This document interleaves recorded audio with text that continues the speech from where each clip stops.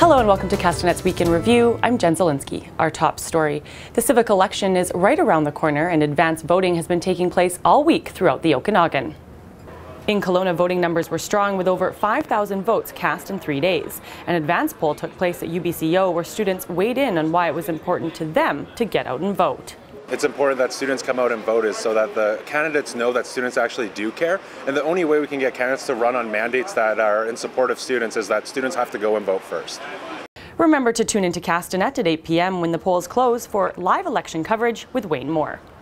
A shed that was set ablaze in Kelowna has been deemed arson by the RCMP. Several exotic snakes were housed in the shed, all of which perished in the fire. The fire was extinguished by the fire department and neighbors with garden hoses on Sunday morning. Officials immediately became suspicious of the burn pattern and began to investigate before concluding, in fact, it was arson. No suspects have been named. Several days later in Lake Country, a fire destroyed a fifth-wheel home and an abandoned building at the Wood Lake Terrace and RV campground. Neighbors believe the blaze started in the fifth wheel while the owner was away. However, her 2 cats were inside and not able to escape. Several residents at the RV park were left without power and some without water following the incident. Fire inspectors remained on the scene in the following days to determine if the blaze actually did start in the trailer or if it was caused by a previously reported bonfire in the area. This past Tuesday marked Remembrance Day across the country, and here in Kelowna, well over 1,000 people attended the downtown ceremony. It was one of the most well-attended Remembrance Day ceremonies in years, despite strong winds and cooling temperatures. Local veterans from all branches of the Canadian Forces marched onto the grounds, supported by dozens of other groups, including RCMP officers in Red Surge, local military, cadets, and firefighters. Other ceremonies included West Kelowna, Peachland, and Vernon, and were also reported to be well-attended.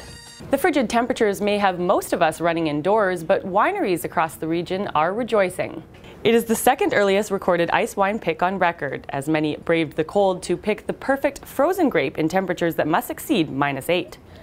Because we have a weather station on site registered, I have to wait to show up like -8, so like we have to be legal, right? According to the BC Wine Authority, 29 BC wineries are registered to pick 931 tons of ice wine grapes from an estimated 235 acres. Just a reminder to get out and vote on Saturday before 8 p.m. when the polls close, and then tune into Castanet for live coverage and results. That wraps up Castanet's Week in Review. I'm Jen Zielinski. Thanks for watching. Remember to send your news tips to news@castanet.net and follow us on Twitter at @CastanetNews.